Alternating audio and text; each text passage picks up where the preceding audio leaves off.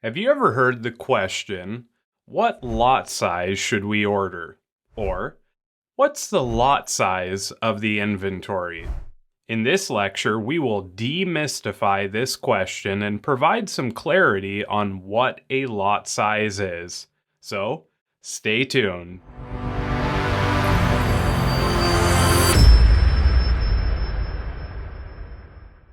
Formally defined, lot sizes refer to the quantity of an item ordered for delivery on a specific date or manufactured in a single production run.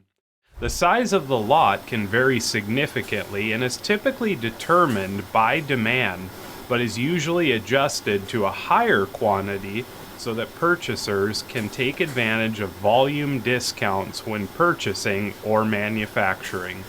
Also, in general, higher lot sizes result in less expensive transportation costs.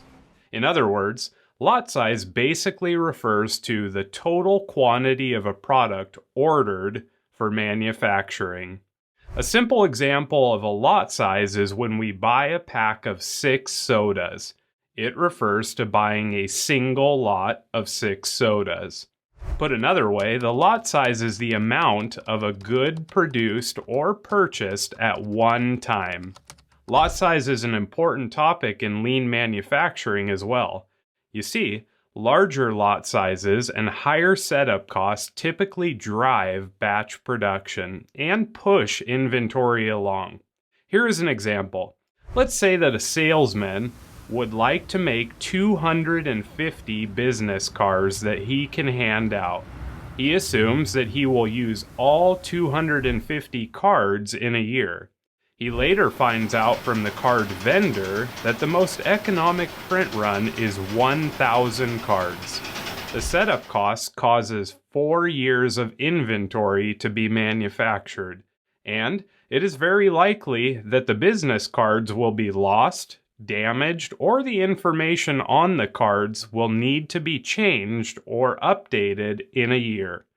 Reducing the lot size and setup costs allows smaller batches to be produced and creates a system where items are pulled through the manufacturing process rather than pushed.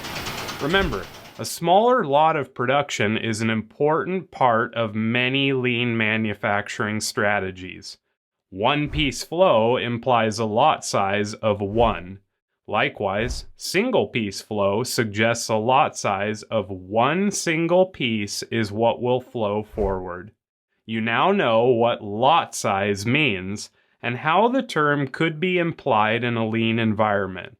Now, before you go, I'd like to give you a little challenge. Let's say you have a pallet of 100 items. Each item is wrapped individually but ships as a pallet.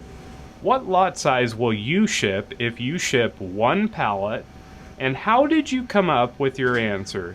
Share your thoughts in the community comments or upcoming assignments, and remember to come back often. We'll see you in the next lecture.